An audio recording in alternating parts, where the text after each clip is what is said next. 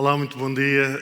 Primeiro de tudo, um minuto de silêncio pelas pessoas que vão ter de traduzir a merda que eu tenho para dizer. Começa mal, começa logo por dizer uma asneira. Ora bem, ele apresenta-me de uma maneira, parece que eu vou dizer uma coisa muito importante. Mas quando me convidaram para esta talk, aquilo que me surgiu logo na cabeça, mais do que o legado que nós, como o conhecemos, numa passagem de herança, de conhecimentos, surgiu uma palavra do reconhecimento do nosso legado. Porque muitas vezes nós temos associado esta ideia de legado, não é? Da passagem de algo que nos deixaram e algo que nós também depois vamos deixar aos outros que vêm a seguir. Muitas vezes uma coisa muito física, não é? Heranças. Eu tenho amigos meus que lhes foi deixado um legado incrível, de pessoas que são diretores de grandes empresas que já vêm de família. Tenho um amigo meu que herdou uma quinta abandonada e hoje é uma das melhores quintas de vinho em Portugal. Eu venho de uma família muito modesta. A herança que os meus pais me deixaram foi herpes e ansiedade, basicamente. E perturbação obsessiva compulsiva também. É porque eu venho de uma família disfuncional dos anos 80. Por palmas, já agora eu gostava de saber quem é que também vem de uma família disfuncional. Claro, toda a gente. Toda a gente, obviamente, toda a gente veio de uma família disfuncional. A minha mãe era disfuncional. A minha avó, que eu vou falar bastante, era muito disfuncional. O meu pai era normal, mas tinha uma disfunção erétil. Portanto, a minha avó, eu cresci com os meus pais, a minha avó e os meus irmãos. A minha avó fui muito educado pela minha avó. A minha avó era uma pessoa super controladora. Para vocês verem, os meus pais casaram e no dia a seguir a minha avó foi viver lá para casa. Até aos 99. Eu desconfio que a minha avó esteve na noite de núpcias dos meus pais. É bem possível. A minha avó nasceu em 1904, se não me engano. Era uma pessoa ruim, era difícil, era controladora. Eu acho que a minha avó era tão má que a própria mãe do Salazar pedia-lhe conselhos para aprender a lidar com o filho. Era uma mulher terrível. E foi esta uma das mulheres que me educou. O meu irmão contava... Eu tenho um irmão, o meu irmão é muito mais velho do que eu. O meu irmão tem 62 anos. E o meu irmão conta que muitas vezes perguntava à minha avó se podia levar amigos lá à casa para brincar. E a minha avó dizia, com certeza, traz eles que venham cá para casa. E então os amigos do meu irmão iam lá para casa e o que era o brincar? A minha avó encostava os putos a uma parede na sala e dizia assim, agora fiquem aí, meus meninos. E enquanto viam a minha avó fazer crochê e malha, que era o que ela fazia, e o meu irmão pedia ao avô, mas a gente gostava de brincar. Não, deixem-se ficar aí que estão muito bem. Então ficavam todos alinhados na parede. Aquilo só faltava uma vala comum e fuzilá-los e estava feito. E isto é verídico. Os meus amigos que iam lá à casa não tinham nome próprio. A minha avó tinha alcunhas carinhosas para eles. Não era o Carlos, não era o Hugo, não era o Pedro. Era, e é verídico, o Preto Barrote Queimado, o Maricas e o preferido dela, que era o Todo Cagado. Este Todo Cagado era o Hugo. Anos mais tarde, o Hugo, já homem adulto, eu cresci nos Olivais, em Lisboa, que é um bocadinho na onda daqui, bairro do Cerco, mais ou menos. E o Hugo suicidou-se e eu até hoje não sei até que ponto é que a minha avó não teve a ver com aquilo.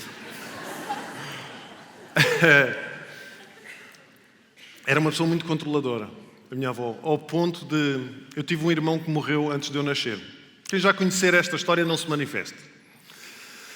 Eu tive um irmão que morreu antes de eu nascer. O meu irmão morreu com 15 anos. Era deficiente profundo. O meu irmão morreu em 1979. Eu nasci em 1980. E foi a minha avó que escolheu o meu nome. Eu chamo-me António José Raminhos. Como é que se chamava o meu irmão? António José Raminhos. Querem pior legado do que este? Destas pessoas que estão aqui presentes, quem é que tem uma campa com o seu nome?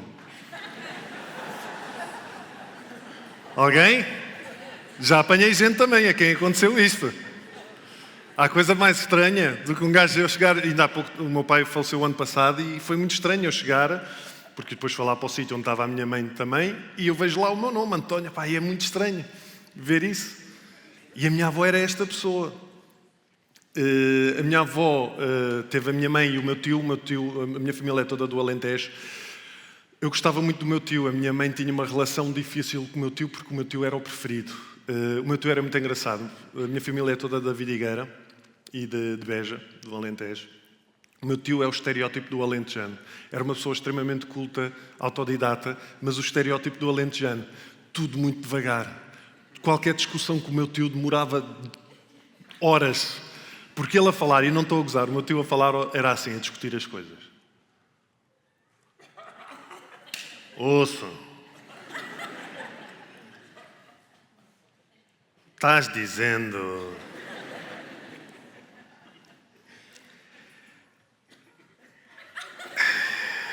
É que nem tem pés. Era isto, o meu tio era assim. De tal maneira que o meu tio morreu e a gente só se apercebeu 3 dias depois.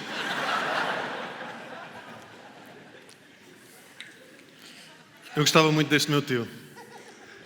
Lembro-me do meu avô, pai do meu pai. Esta avó era mãe da minha mãe. O meu avô era da Vidigueira, benfiquista ferrenho. Nos anos 40, o meu avô fazia 300 quilómetros de 15 em 15 dias para viver o Benfica a Lisboa. Nunca chegava ao estádio. Ficava nas tascas e casas de alterno. Mas mesmo nas casas de alterno estava lá, Benfica! Não sei se aconteceu ou não. Um bocadinho alcoólico, o meu avô também. O meu pai, filho deste homem, deste meu avô, tive uma relação difícil com o meu pai. Não foi um pai presente. O meu pai era obsessivo-compulsivo, portanto há uma carga genética naquilo com que eu lido. O meu pai era obsessivo-compulsivo, mas nunca soube. Para ele achava só que tinha razão em tudo. O meu pai nunca se enganava, tinha sempre razão, e quando me fazia merda era porque alguém o tinha obrigado a fazer dessa maneira. O meu pai era esta pessoa que podia estar 4 meses sem me ver.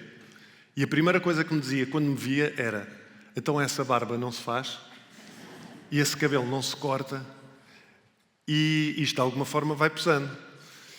E eu comecei a ir ao psicólogo muito cedo, por volta dos meus 18 anos, e numa das conversas com uma psicóloga, que eu nem gostava muito da psicóloga, que era muito psicanálise, eu tinha coisas para resolver da minha perturbação obsessivo-compulsiva, que eu não parava de repetir movimentos e de lavar as mãos e nem sei o quê, e ela dizia-me: sim, está bem, mas onde é que tu estavas aos 9 meses, em que é que tu pensavas? Eu sei lá o que é que eu pensava, eu só quero parar de lavar as mãos e agora estou-me com essa merda dessa conversa.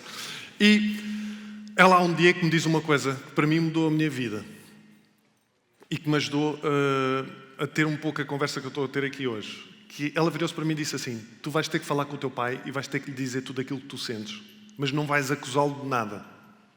Tu vais contar como se fosse uma história. Eu era bem mandado e assim fiz. Cheguei, sentei-me com o meu pai e comecei-lhe a dizer tudo aquilo que eu sentia. Eu nunca me senti amado nesta casa. Eu nunca tive ninguém que dissesse que gostava de mim. Qualquer decisão que eu tomo, parece que posso tomar essa ou tomar outra. Eu sinto-me um estranho. E o meu pai a chorar. Eu nunca tinha visto o meu pai chorar. E o meu pai chorava. E ele disse algo que mudou a minha vida.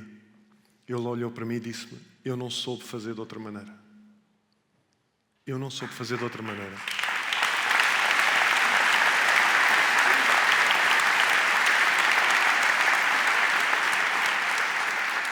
E começou a contar-me aquilo que eu não sabia. Começou-me a contar a vida dele. E começou a dizer: eu saí do Alentejo com 12 anos, os teus avós puseram-me fora de casa, eu vim para Lisboa sozinho trabalhar e tive que me educar, tive que construir a minha família. Eu chegar a casa, ver que vocês tinham roupa lavada, que tinham brinquedos, que tinham comida, para mim era a minha maneira de ver que estava tudo bem. E isso mudou a minha vida. Acham que o meu pai mudou depois disto? Não. Mas mudei eu. Mudou a minha perspectiva. E foi muito engraçado, porque há uns anos eu estava no Alentejo. Ia para o Algarve fazer um espetáculo e o meu pai estava a viver no Alentejo na altura. E eu cheguei e fui visitar o meu pai. E com a Catarina, a minha mulher, estávamos a visitar o meu pai e de repente vou-me a despedir e dou-lhe um abraço. E o meu pai teso, não é um carapau assim. E eu dou-lhe um abraço e olho nos olhos e digo assim: pai, gosto muito de ti. E o meu pai olhou para mim e disse: ó filho, há muita gente que gosta de mim. Eu pensei, ele não sabe fazer de outra maneira. Ele não sabe. A coisa que eu mais odiava, que a minha mãe me dizia quando eu era adolescente, antes desta conversa, era quando a minha mãe me dizia assim: és tal e qual o teu pai. E muitos de vocês ouviram isto, porque nunca é por uma coisa boa. És tal e qual o teu pai. Até a minha mulher já me disse isto, até a Catarina já me disse: és tal e qual o teu pai. O pior é que foi quando nós estávamos na cama. És tal e qual... Não foi. Mas sabem uma coisa? Eu conheci a história do meu pai e conheci a história da minha avó.